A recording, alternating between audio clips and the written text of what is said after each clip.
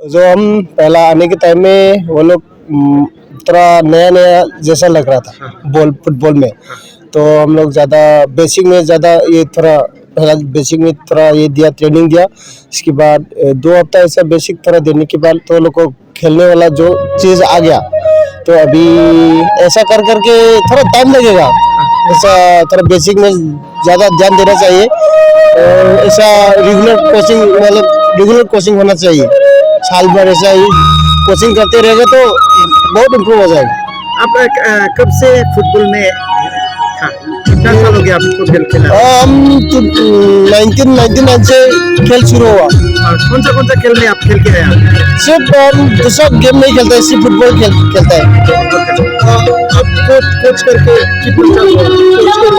Coaching line में हम 2019 से किया। कोचिंग लाइन में 2019 में शुरू हुआ।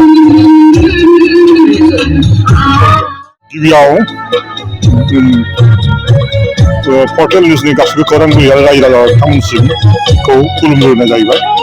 मिशन अट'नमास काउन्सिलनिफ्राय फ्रि फुटबल कचिं बेखौ 2 दान जोङो होदोंमोन। दा बेखौ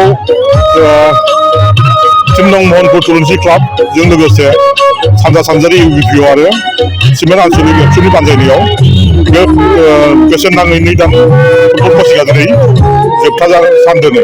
बे जोबथा सानाव जोङो जेनाखि कचिंआव जोङो मणिपुरनिफ्राय सासे कच लाबोदोंमोन, शंकर सिंह होननाय। बिथांनि जेनाखि टेकनिक होनाय जेनाखि आदब खायदा बेखौ लानानै जोङो उन्दै गथ'फोरखौ खावलायदों जेनाखि मास मोननैनि जि कचिंआव जोबनानै थाङा आरो इयुनावबो कचिं जोबनायनि उनावबो न'आव जेनाखि फोरोंनाय टेकनिक आयदाफोरखौ आरो एक्सारसाइसखौ न'आव थांनानै खालामबाय थानो खावलायदों। आरो होमबासो जोङो बिथांमोननि फिउचारा ब्राइटनेस जागोन आरो इयुनाव बिथांमोना जोंनि गेलेनाय बिथिंजों बिथांमोननि जिउखौ दाफुंसारनो हागोन, जौगासार खालामनो हागोन।